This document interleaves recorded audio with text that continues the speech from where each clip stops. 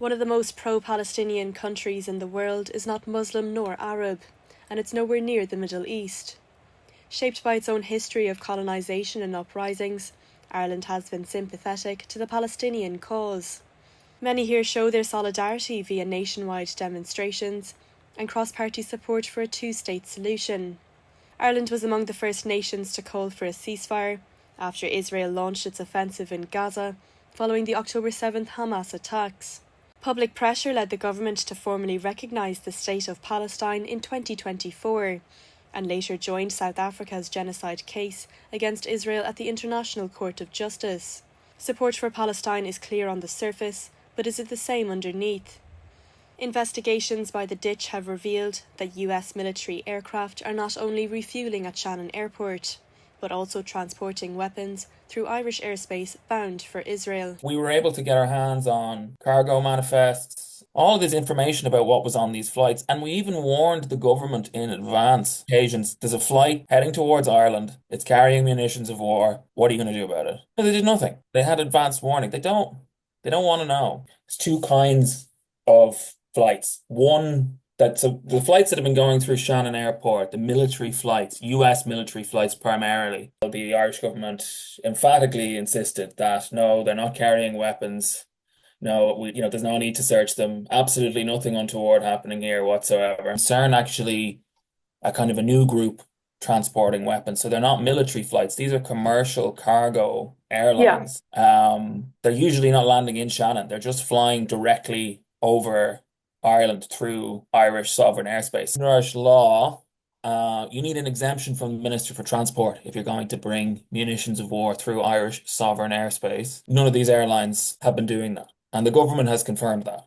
So there was Challenge Airlines, there was even some household names, Lufthansa, the German airline, Israel's national airline, FedEx. All of them were bringing munitions of war, ammunition, parts for the F-35 jet, ammunition primer, stuff that was being used by the Israel Defense Forces in Gaza and the West Bank. Shannon Watch took off in 2008, not to travel, but to track what's flying under the radar. The group formed amid growing concerns over US military and CIA flights refuelling at the airport during the Iraq War. These flights are suspected of carrying munitions for US operations in the Middle East. By tracking military and rendition-linked flights, Shannon Watch have been lobbying the government for nearly 2 decades to end the US military's use of the airport. Co-founder John Lannon says they hold anti-war vigils at the airport every second Sunday of the month. It's ridiculous to claim that US Air Force or US Navy planes that come through Irish airspace or come through Shannon Airport are not involved in military operations and exercises. The only thing that the US Air Force do are military operations and exercises. Yeah. When questions are put to the government, they simply say no weapons on board or no weapons components on board. A lot more questions should be being asked by the Irish government. We have said for years that they're essentially turning a blind eye. They're pretending that nothing is coming through Ireland, that we're not complicit in the genocide that's happening in Gaza now, but they don't take adequate measures to ensure that is the case. Shannon Watch has repeatedly called on the Irish government to at least inspect planes suspected of carrying weapons. No action has been taken. Some members like peace activist and former army commandant Edward Horgan have taken matters into their own hands. On one occasion I literally climbed over a 7-foot barbed wire fence, which was a little bit difficult for somebody in their late 70s. Been arrested or detained at least 10 times, prosecuted 6 times, unsuccessfully on 5 times, partly successfully on 1 occasion. So much so that I'm proud to be able to say I was found guilty of being a peace activist. I spent 22 years in the Irish Defence Forces, so I've seen war firsthand, seen too much of it. I learned that war is totally destructive. Clearly, I'm appalled at the moment at what's happening in Gaza. It is very clear-cut genocide, but apart from the huge damage it's doing to the Palestinian people, the damage it's doing to international law and humanitarian law is incredible and almost irreversible. About 3.5 million US troops have passed through Shannon Airport. Each of those soldiers have carried with them an automatic rifle through Shannon Airport. So any claims that weapons are not going through Shannon Airport are completely false. From the river to the sea, Palestine will be free. A global call now echoed along the River Shannon by those protesting outside the airport. 45,000 US troops and their weapons went through this airport last year. 45,000 troops and their weapons.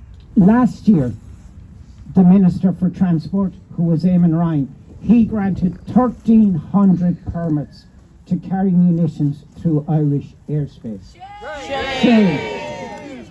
The Ireland-Palestine Solidarity Campaign is the country's longest-standing pro-Palestinian organisation. Formed in 2001 by Irish activists, the IPSC works with and for Palestinians in their pursuit of freedom, justice and equality, giving a voice to a cause half a world away and standing in solidarity with those who've had theirs taken. The IPSC lobbies politicians, challenges EU policy and takes to the streets, calling for boycott, divestments and sanctions, a tactic once used against apartheid South Africa. But for some, the work goes further. Zoe Lawler is chairperson for the IPSC. In 2011, she and 15 other Irish activists attempted to break the Israeli siege of Gaza as part of the Freedom Flotilla. Kidnapped at sea, detained by Israeli forces and deported, Zoe's now banned from the West Bank. But back in Ireland, her mission continues. The Irish government talks a good talk. They say lots of the right things, but that's the very bare minimum. And it's good that they've taken the case at the International Court of Justice. That's come from pressure from below.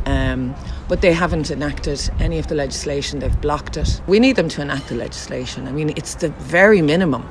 You know, the Occupied Territories Bill, the Illegal Israeli Settlements Divestment Bill and the Arms Embargo Bill. It's just the minimum that we should be doing to uphold international law. I know anecdotally from my friends in Palestine, especially in Gaza now, they do see it.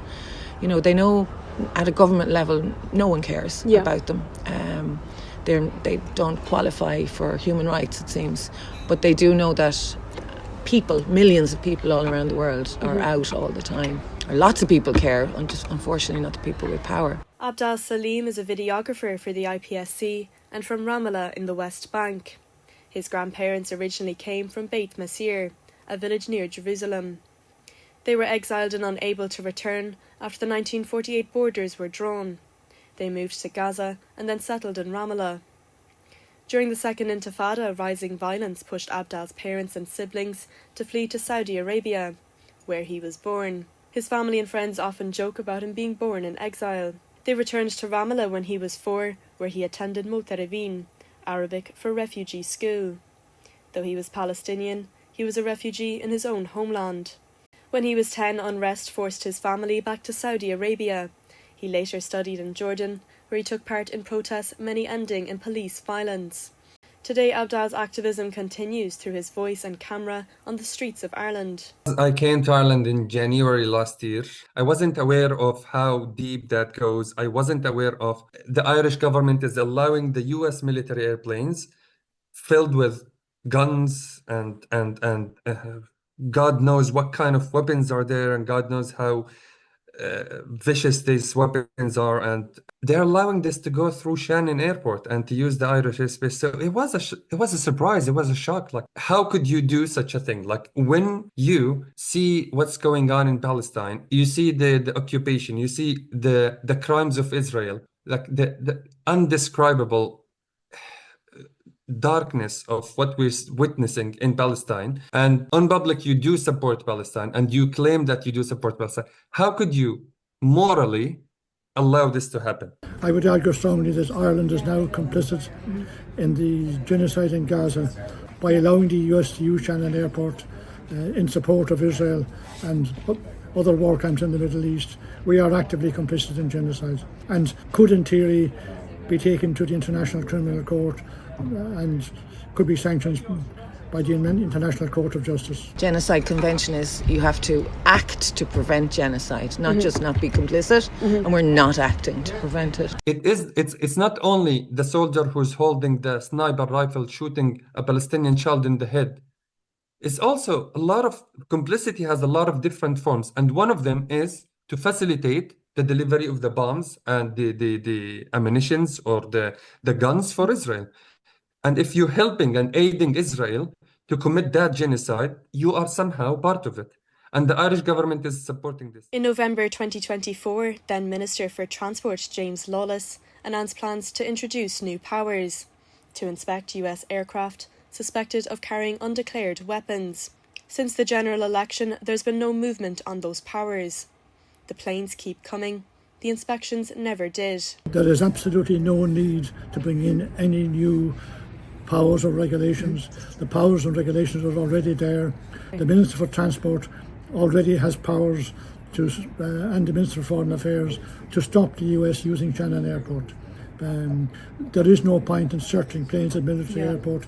They shouldn't be allowed to go through in the first place. These new powers, it's kind of a red herring. I think it's on the part of the government, because the vast majority of these flights didn't land in Ireland. The issue is we're not doing anything to deter these flights. So there's actually it's a criminal offence, and the state would be within its rights to prosecute these airlines. I don't think they want to open that can of worms and get into having to ban certain airlines. It boils down to them not wanting to upset the American empire, which is why they've been so reluctant to enact the Occupied Territories Bill. The Occupied Territories Bill, introduced by Senator Francis Black in 2018, aims to ban imports from illegal Israeli settlements in the West Bank. It does not target Israeli goods, only those from occupied land, considered illegal under international law. The bill passed in the Seanad but has since stalled in the Dáil. Supporters argue it's a chance for Ireland to turn its words into action and uphold international law through trade. We are Israel's fourth highest importing country, so we import significant goods and services from Israel, and it's really important that that be ended. On the other hand, we export a considerable amount of goods to Israel.